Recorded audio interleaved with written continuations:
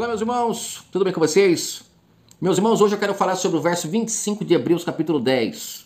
O verso 25 de Hebreus capítulo 10 diz o seguinte: não abandonando a nossa congregação, como é costume de alguns, antes admoestemo-nos uns aos outros, e tanto mais quanto vedes que vai se aproximando aquele dia.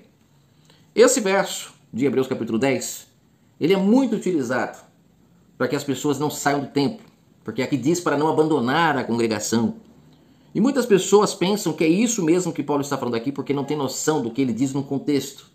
E eu vou hoje tentar explicar de uma maneira bem simples o que Paulo fala no contexto, para que quando ele chega no verso 25, ele comente que não é para as pessoas abandonarem essa congregação que ele cita aqui. Inclusive, antes de falar do assunto, eu quero trazer aqui uma alegoria para que você possa entender melhor a mensagem. Se você vai em um pé de alguma fruta e você tira a fruta que estava naquele pé e você come essa fruta, você está recebendo dela os nutrientes, toda a vitamina dela, de forma poderosa, porque ela acabou de ser tirada do pé. A corrente de energia que produziu aquele fruto ainda está nela. Mas esse fruto, conforme ele vai para a quitanda, conforme ele vai para as pessoas venderem, comercializarem, ele vai perdendo essa energia. Ele vai perdendo. A tal ponto que ele começa até a apodrecer. Muitas delas precisam ser, inclusive, vendidos rapidamente.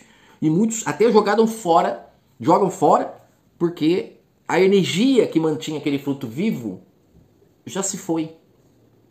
E tudo isso por quê? Por causa do comércio. As pessoas querem vender. Então elas arrancam do pé, correm para poder fazer com que esse fruto dure e elas consigam então fazer dinheiro em cima desse fruto. O nosso Pai nunca colocou as frutas, os alimentos para serem vendidos. Todos estão aí de graça. Nenhum alimento cobra para nascer, todos nascem gratuitamente. Mas, infelizmente, o sistema que foi criado, que é o sistema do anticristo, quando fala anticristo é porque é anti-amor, é anti o desejo de fazer de graça. Sabe, é um sistema corrompido de interesses. Esse é o sistema que vai contra o sistema do nosso Pai. Por que eu usei o exemplo da fruta? Por que eu usei o exemplo das vendas dos alimentos para falar de Hebreus 10? É porque esse verso aqui é como se ele fosse um fruto dentro do contexto. Imagine que o contexto é a árvore. Quando você tira esse verso do contexto, se você ainda tiver noção do contexto, ainda tem energia nesse verso e você não consegue utilizar ele de forma totalmente desconectada do contexto. Mas se você pega esse verso e leva ele para uma mensagem que não tem nada a ver com esse contexto, se você pega esse verso e tira ele do contexto como se ele não tivesse um contexto, você está se alimentando de um verso totalmente sem nutrientes nenhum, que não vai te alimentar. E é o que tem acontecido com muitas pessoas que tem comido diversos isolados. Eu coloquei esses dias aqui no canal a mensagem sobre João 16:33, que o Salvador fala que ele sofreu e que os discípulos também sofreriam, mas eram para ter ânimo, porque ele venceu o mundo, que é utilizado de forma totalmente distorcida. É mais um verso que tiraram do pé e estão comercializando esse verso. E quanto mais eles comercializam, mais nutrientes vai se perdendo e as pessoas comem disso e não se alimentam. Por isso que o mundo está chorando, está gemendo. Esse verso 25 é um desses versos que é muito comercializado. Utilizam-se muito desse verso para manter as pessoas em apriscos, para escravizar as pessoas. Porque quando você coloca elas em apriscos, você consegue tirar a lã da ovelha. O Salvador em João 10 disse que ele veio sendo a porta para tirar as ovelhas do aprisco. Mas esse sistema que está aí, provando que não é a favor das mensagens do Salvador, eles trazem as pessoas para o aprisco, escravizam elas nos apriscos.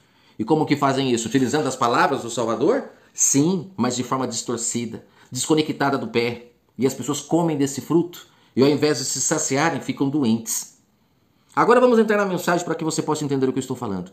Muitos utilizam desse verso aqui, se utilizam dele para escravizar as pessoas, porque fala para não abandonar a congregação, como se aqui no contexto Paulo estivesse utilizando essa palavra congregação no sentido físico, no sentido de um templo religioso que você vai lá toda semana para cultuar. Não é essa congregação física que ele está falando. Para você entender isso, é só você não tirar o verso do contexto, é só você não tirar o fruto da árvore e querer separar os dois. Eles têm que andar juntos. O contexto tem que andar junto com o verso. Inclusive, esses semitítulos aqui, ó, que eles colocam, um pouquinho antes do verso 25, já tem um semitítulo, ó. Devemos perseverar na fé. É um semitítulo que já norteia o entendimento, já parece que ele mudou de assunto agora, do verso 19 em diante, mas não. Desde o verso 1 e até antes, em capítulos anteriores, ele vem trazendo um raciocínio. Se você chega aqui no verso 25 e tira esse verso do contexto, você está perdendo nutrientes do que ele falou. E sem falar que esses versos também que são colocados também tiram a compreensão das pessoas. Porque agora você fica aqui, Hebreus 10, 25, que é uma passagem, uma palavra de Paulo. Não, a palavra de Paulo é o contexto todo. Se utilizar só do verso isolado, é uma tremenda de uma blasfêmia que eles fazem para manter os seus lucros. Vamos entender um pouco do que ele vem falando a partir do verso 1 aqui, ó. E não precisa pegar muito lá atrás, porque os capítulos e versículos ajudam muito as pessoas a não compreenderem. Inclusive, aqui, ó, mais um semitítulo, o sacrifício de Cristo é definitivo. Eles colocam isso daqui para que você já leia pensando dessa forma. Só que quando chega aqui embaixo, eles colocam outro semitítulo para parecer que mudou de assunto. Devemos perseverar na fé. E aí a fé está ligada ao quê? A ir para o templo, a não deixar de frequentar os cultos, porque é lá que você vai ter fé, né? Porque é lá que você vai ouvir a palavra. Gente, é um absurdo um negócio desse. Em qual igreja Abraão ia para ter fé? E foi chamado de pai da fé. Em qual igreja Noé ia para ter fé? Não é lá que você aumenta a sua fé, mas é quando você busca o Pai em Espírito em verdade. No verso 1 ele começa falando, porque a lei, tendo a sombra dos bens futuros e não a imagem exata das coisas, não pode nunca, pelos mesmos sacrifícios que continuamente se oferecem de ano em ano, aperfeiçoar os que se chegam a Deus. De outra maneira, não teriam deixado de ser oferecidos, pois tendo sido uma vez purificados os que prestavam culto, nunca mais teriam consciência do pecado. Mas nesses sacrifícios que acontecia de ano em ano, se faziam recordação dos pecados. Porque é impossível que o sangue de touros, de bodes, tire os pecados das pessoas. Porque entrando no mundo diz, sacrifício e oferta não quiseste, mas um corpo me preparaste. Não te deitasses em holocaustos e oblações, ou seja, o Pai nunca teve prazer em holocaustos, oblações. E então vem o Salvador e diz, eis-me aqui, no rol do livro está escrito de mim para fazer, ó Deus, a tua vontade.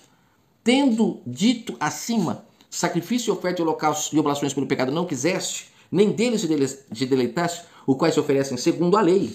Agora disse, eis-me aqui para fazer a tua vontade. Então ele tira o primeiro para estabelecer o segundo. Eu vou parar aqui para que você possa entender até aqui o que Paulo está falando. Perceba que desde o começo, Paulo está falando que existia um formato de culto ao Pai, de sacrifício, de rituais, que aqui Paulo está falando que se de fato tirasse pecado, que se de fato tivesse alguma coisa que pudesse agregar para o reino, teria sido permanecido. Teria sido permanecido. Mas o que Paulo fala aqui? Que esse formato antigo não agradou, não melhorou as pessoas. Aí vem o Criador e estabelece o segundo, que é o que ele fala aqui no verso 9. Eis-me aqui para fazer a tua vontade. Olha, o Salvador se colocando para ser o sacrifício que iria de fato agradar ao Pai. O que é o sacrifício dele? Que vem o sistema e coloca que é lá morrer na cruz e tudo mais. Eu tenho para mim que o sacrifício dele foi permanecer firme à palavra do Pai. Não abaixando a cabeça para aquele sistema que estava todo fermentado, corrompido. E por permanecer firme até o fim, foi morto. E o próprio Salvador fala isso em Marcos 12. Vocês me matarão para viver da herança. Então você vê que eles o mataram. Ele se doou, mas eles o mataram. Porque não aceitavam as suas palavras. Então para mim esse é o sacrifício. O Pai quer pessoas que de fato lutem pela verdade. E assim como ele ficou firme e não cedeu, o Pai quer que aqueles que recebam o seu Espírito Santo também não cedam, permaneçam firmes, porque é só assim que a gente consegue derrubar esse sistema anticristo, esse sistema que não tem o Espírito Santo, porque anticristo é alguém que não tem o Espírito Santo, porque o Cristo é aquele que tem o Espírito Santo. Uma pessoa que está ungida, que recebe o Espírito Santo, essa pessoa passa a ser membro do corpo, ela passa a ser alguém que é útil no reino. Mas aquele que não recebe o Espírito Santo, ou que não ouve, porque todos o recebemos, essa pessoa não ouve porque está fermentada por enganos, como por exemplo esse verso 25 aqui de Hebreus 10, essa pessoa, por não ouvir o Espírito Santo, ela faz parte do corpo da besta. São aqueles que são como animais irracionais, que dependem de leis, de regras para serem dominados. Já o Salvador veio mostrando que se nós deixarmos o Espírito Santo agir em nós, nós vencemos esse mundo. E foi isso que ele falou lá em João 16:33. Vence o mundo, vence os enganos no mundo. E aí sim o Pai se agrada. Porque ele não quer sacrifício de tolos, de pessoas que ficam praticando rituais, liturgias, religião, mas não são pessoas que na hora de serem provadas a fé deles, eles se enfraquejem, cedam à tentação. Não é isso que o Pai quer. O Pai quer pessoas que sejam de fato homens, que vençam, sabe, as tentações, as corrupções desse mundo, sabe, que vençam a apostasia, que vençam esse sistema sem o Espírito Santo, porque fomos fiéis à sua voz, como o filho foi, o filho que ele chamou de filho amado, em quem eu tenho prazer. Você acha que foi só para ele que ele falou isso? Não, ele quer falar para todos aqueles que aceitem ouvir a voz do Espírito Santo e serem de fato obedientes a essa voz, como o Salvador o foi. E quando fazemos isso, passamos a ser cordeiros, passamos a ser membros do corpo. Aqui Paulo está falando de um sistema que funcionava de um jeito, mas que não agradava o Pai. Aí vem o Salvador e estabelece um novo sistema. E esse novo sistema consiste agora em as pessoas buscarem ao Pai em espírito e em verdade. Não mais na letra, não mais através de homens, não mais em templos, como ele falou para a mulher samaritana, não mais no monte, não mais dentro de aprisco, como ele fala em João 10, mas agora nos pastos verdejantes, se alimentando diretamente da fonte, sendo de fato sacrifício vivo perante o Pai. E aí ele continua depois do verso 10, eu creio que já deu para você entender o que ele está falando lá no verso 25. Lá, só para você ir pegando a visão, ele está falando daqueles que buscam o Pai na congregação celeste, porque é lá que o Salvador aspergiu seu sangue, é lá que ele de fato se entregou para o Pai como sacrifício aceito. Foi lá, não é no templo físico, porque o templo físico ele está acabando de falar que acabou aquele modelo. Não existe mais aquele modelo. E o Salvador o tempo todo deixou claro, mas as pessoas não querem ouvir a voz do Salvador, das suas palavras. Por isso que eu falo que ser crente não é você ir a um templo, ser crente é você crer nas palavras do Salvador. Mas você a entende para crer? Estamos vivendo uma época de grande apostasia, está tudo invertido. Você passou a frequentar um aprisco, um templo religioso, agora você é crente. Que absurdo isso! Você simplesmente está sendo uma pessoa que está frequentando um templo religioso, que está comendo comidas de homens, que pegam a palavra do Pai e utilizam ela a seu bel prazer, como self-service. A palavra do Pai não é self-service, ela é um prato feito, você tem que ler o contexto, você tem que entender. Então aqui a partir do verso 10 ele fala, é nessa vontade dele que temos sido santificados pela oferta do corpo do Salvador, que foi feita uma vez para sempre. Olha só, que é o segundo pacto, que agora não depende mais de sacrifícios, não depende mais de obras humanas, agora é o sacrifício do Salvador, que foi feito de uma vez por todas para que as pessoas não praticassem mais aquelas obras da lei. Mas agora você vai entender que ele fala aqui que nós somos comprados para as obras verdadeiras, que agradam ao Pai, que de fato mostra que somos nascidos do Espírito, porque só praticamos essas obras se formos nascidos do Espírito. Verso 11. Todo sacerdote se apresenta dia após dia ministrando e oferecendo muitas vezes o mesmo sacrifício que nunca pôde tirar pecados. O primeiro ritual, o primeiro formato. Mas esse, havendo oferecido um único sacrifício, este quem? O Salvador. Pelos pecados, ele assentou-se à direita de Deus. Ele assentou-se à direita de Deus na onde? No santuário terrestre? Não, na congregação do alto, dos santos. Aí ele fala no verso 13, daí por diante, esperando até que seus inimigos sejam postos debaixo dos seus pés, pois com uma só oferta tem aperfeiçoado para sempre o que estão sendo santificados. Ou seja, as obras do Salvador, elas nos mostram que se recebermos o Espírito Santo e formos fiéis à sua voz, faremos obras tão grandes como ele fez. Não foi isso que ele disse? Que se vocês crerem farão obras maiores do que eu fiz. Que obras são essas? Seja guiado pelo Espírito Santo para você ver o que você é capaz de fazer. E você vai entender que obras são essas. Aqui no verso 15 ele fala, o Espírito Santo também testifica, porque depois de haver dito, esse é o pacto que farei com eles depois daqueles dias, diz o Senhor. Que dias esse pacto? Esse pacto aqui é o pacto da nova aliança, que ele fala também em Hebreus 8, que é o Espírito Santo do Pai agora em nós. Em nosso entendimento, no nosso coração, como ele fala no verso 16, porei as minhas leis no seu coração, no seu entendimento as escreverei. E não me lembrarei mais dos seus pecados e nem das suas iniquidades. Por que ele não vai se lembrar mais? Ele não vai se lembrar das obras daqueles que de fato crerem e receberem o Espírito Santo, ouvirem a sua voz, porque irão parar de fazer aquilo que desagrada o Pai, serão obedientes à voz do Pai. Por isso que vem essa sombra, essa explicação maravilhosa de pai e filho, pai que manda e o filho que obedece. Quando ouvimos o Espírito Santo, que é o Espírito do Criador, passamos a ser filhos obedientes, que agradam a Ele. E aí Ele não se lembra mais dos nossos pecados. Não é assim no mundo físico. Se o seu filho vai lá e faz alguma coisa errada e você vai lá e o perdoa, se ele continuar fazendo, ele está sempre te lembrando daquilo que ele fez. Mas se ele parar, você também não esquece.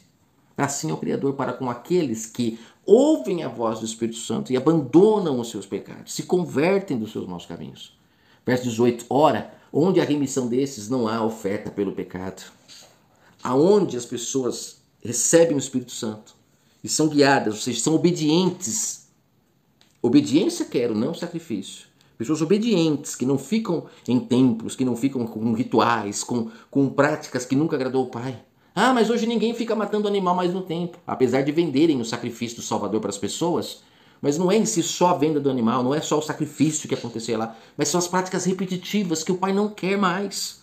Em Mateus 6 o Salvador fala, não useis de vãs repetições como os gentios, que ficam todos os dias praticando as mesmas obras, os mesmos rituais. O nosso Pai quer sacrifício vivo. Ele quer mudança de comportamento. Aí ele continua verso 19, olha só, coloco aqui um semitítulo para tirar o entendimento, né? Nem vou ler esse semitítulo para não tirar o entendimento. Verso 19. Tendo, pois, irmãos, ousadia para entrarmos no santíssimo lugar. Olha só, como que pertinho do verso 25 ele já revela onde é essa congregação. Essa congregação que ele fala que não era para abandonar, é aqui, ó. O santíssimo lugar aonde o Salvador aspergiu seu sangue. É lá a congregação. Aí ele fala que pelo caminho que ele nos inaugurou esse caminho. Não é só ele que é para fazer. Ele inaugurou para que a gente seguisse os seus passos. Aí ele fala que é um caminho novo e vivo. Vivo, porque agora você não é mais um ser que vai praticar obras mortas, mas você vai praticar obras vivas. E ele fala que através do véu, isto é, a sua carne, tendo um grande sacerdote sobre a casa de Deus. Somos nós a sua casa. Cheguemos-nos com verdadeiro coração, com inteira certeza de fé, tendo o coração purificado da má consciência e o corpo lavado pela água limpa. Má consciência, o Espírito Santo, se deixarmos, ele tira tudo que está errado, tudo que está escurecendo o nosso entendimento. Ele lava o nosso entendimento para que a gente possa cada vez mais ter uma relação mais íntima com o Espírito Santo do Criador. Verso 23, retenhamos inabalável a confissão da nossa esperança, porque fiel é aquele que fez a promessa. Qual que é a confissão da nossa esperança? A nossa esperança é de receber o Espírito Santo, porque essa foi a promessa. E quem espera, quem crê, quem ouve, muda a sua vida, se converte dos seus maus caminhos e começa a se tornar um filho em quem o Pai tem prazer. Verso 24. Consideramos-nos uns aos outros para nos estimularmos ao quê? A ir para o templo, sacrifício, ficar cantando músicas na igreja, ficar batendo palma, ficar tomando ceia. É isso que ele está falando para a gente estimular um ao outro. Não falte no culto, não. Estimularmos ao amor e às boas obras, que é o que a gente não vê na maioria desses lugares. Eles pegam aqui não abandonar a congregação como não abandonar o templo, não parar de ir para a igreja. Mas aqui ele está falando que essa congregação é o santíssimo lugar onde o sangue do Salvador foi aspergido. E lá ele fala, aqui no verso 24 ele fala, estimulemos uns aos outros para não abandonarmos as boas obras. Então abandonar a congregação é quando você deixa de fazer as boas obras. É quando você deixa de viver o amor que o Espírito Santo proporciona na sua vida. E aí você abandona a congregação. Quando ele fala que como é costume de alguns, é porque muitos estavam abandonando o amor ao próximo, que foi para isso que nós somos comprados. Muitos estavam abandonando as boas obras para praticar de novo o primeiro ritual, de ir para templo, de ter sacerdote, de praticar tudo aquilo que não agradava o Pai. Muitos estavam abandonando essa maravilhosidade. Aí ele fala, admoestemo-nos uns aos outros para não fazer isso, porque está se aproximando aquele dia, que no caso aqui teria que estudar com mais profundidade o que ele quer dizer com aproximando aquele grande dia. Eu acredito que aqui é o momento que o Salvador fala que viria sobre Israel a grande destruição, né? Então eles estavam aguardando esse momento, porque o Salvador abriu para eles, né? Lá em Mateus 24, por exemplo, ele escancara lá que Israel seria destruída, né? É outra passagem que o povo religioso joga tudo para o futuro, como se ainda vai acontecer aquilo que está lá em Mateus 24, sendo que lá ele fala, não passará esta geração sem que aconteça. Então eles estavam temorosos que em algum momento ia acontecer alguma coisa. Tanto é que aqui está falando com os hebreus, né? Ia acontecer alguma coisa porque o Salvador disse ficar em Jerusalém, tomara que não aconteça no sábado, lembra que ele fala lá, ai das virgens, das grávidas, né? Ai das grávidas. Então você percebe que eles estavam atemorosos por algo que iria acontecer. Então, eles não queriam morrer abandonando a congregação, eles queriam estar firmes para aquele grande dia. Acredito eu que possa ser esse momento que eles estavam preocupados que em algum momento iria acontecer. Aqui no verso 26, ele fala, sabe por que a gente não entende o que significa se aproximando daquele grande dia? Porque o sistema religioso, a maioria deles joga tudo para o futuro, as coisas que iam acontecer, e aí as pessoas não conseguem entender que aqui é bem possível que eles estavam aguardando o cumprimento do que o Salvador falou em Mateus 24, sobre a destruição de Israel que estava por vir. Ele deixou claro lá em Mateus 24 que aquela geração iria passar por aquilo, não ficaria pedra sobre pedra, tudo seria destruído. Mas aí vem o sistema e joga que isso é para o futuro, aí pronto, aí junta com a passagem do Apocalipse, e aí o povo fica tudo num medo danado e eles vendem medo. E os apriscos ficam, lotados, só intoxicando as lãs das ovelhas, trazendo as mensagens tudo pro futuro. Então quando ele vem no verso 26, tem outro semitítulo aqui, o castigo do pecado renitente. Sempre com semitítulos para que as pessoas não entendam. Ele vem falando para não abandonar a congregação, não é? Que as pessoas estavam deixando de praticar o amor, de praticar as boas obras para voltar ao primeiro pacto. Aí no verso 26, esquece esse semitítulo, ele continua. Porque se voluntariamente continuarmos no pecado depois de termos recebido o pleno conhecimento da verdade, ou as palavras do Salvador, conhecimento da verdade, já não resta mais sacrifício pelos nossos pecados. Ou seja, o segundo plano do Pai, que é a busca em espírito, se você não aceitar esse plano e voltar de novo a rituais, a sacrifícios, a liturgias e ficar acreditando que fazendo isso você está sendo salvo diante do Pai, está sendo aceito, e no seu dia a dia continuar fazendo suas coisas erradas, ele fala, não existe sacrifício para essas pessoas. Aí ele continua, mas uma expectação terrível de juízo e um ardor de fogo que há de devorar os adversários. Havendo alguém rejeitado a lei de Moisés, morre sem misericórdia, pela palavra de 2 ou 3 testemunhas. De quanto maior castigo cuidai vós, que será julgado merecedor aquele que pisar o Filho de Deus, e tiver por profano o sangue do novo pacto, com que foi santificado, e ultrajar o Espírito da graça, ou seja, rejeitar, não ouvir. Aqueles que rejeitavam a lei de Moisés morriam sem misericórdia.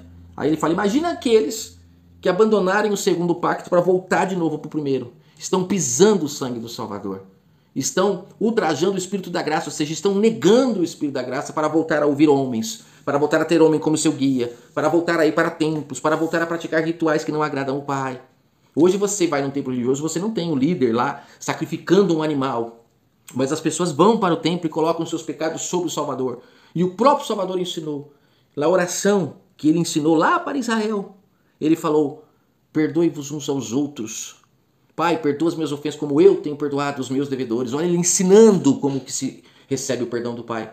Mas as pessoas vão para o templo e continuam colocando suas culpas sobre o animal. E é por isso que estamos entre choro e ranger de dentes. Porque as pessoas não se consertam umas com as outras. Estão indo para a congregação da terra, o templo físico, com o líder físico, e deixando a Jerusalém do alto, e deixando o Espírito da graça de lado. Estão deixando as obras do amor ao próximo de lado, estão deixando, a verdadeira obra que agrada ao Pai de lado, porque estão preferindo voltar ao primeiro pacto. Isso é triste. Aí ele fala, coisa horrível é cair na mão do Deus vivo. Ou seja, todo o plano de salvação dele, para que a humanidade voltasse a ouvir a sua voz, como Paulo fala em Hebreus 11, que ele vai citar daqui a pouco, que tem tudo a ver Hebreus 11 com o capítulo 10. Lá em Hebreus 11 ele cita as pessoas que eram chamadas de homens de fé. Ele cita lá Abel, ele cita Noé, ele cita Moisés. Pessoas que tiveram um relacionamento com o Pai, que buscavam a ele em espírito, não tinham intermediários. mas eram homens tementes da sua voz. E aí a gente vê que no capítulo 10, quantos que se utilizam desse verso 25 para querer levar as pessoas para o primeiro pacto, voltar para o vômito, para as práticas que não agradavam ao Pai, que Paulo fala aqui no comecinho, que só reforçava o quanto eles eram pecadores, que não é o que o templo faz até hoje. Só reforça na cabeça das pessoas que elas são pecadoras, mas não trazem a verdade para que elas de fato sejam guiadas pelo Espírito Santo. Parem de cometer os seus erros. E aí sim o Pai não se lembrará mais de suas falhas, porque cessarão de pecar. Mas infelizmente o sistema lucra muito com as pessoas cegas. E é por isso que esse canal está aqui, para tentar abrir os olhos daqueles que não enxergam a verdade. Que o Eterno abençoe sua vida grandemente.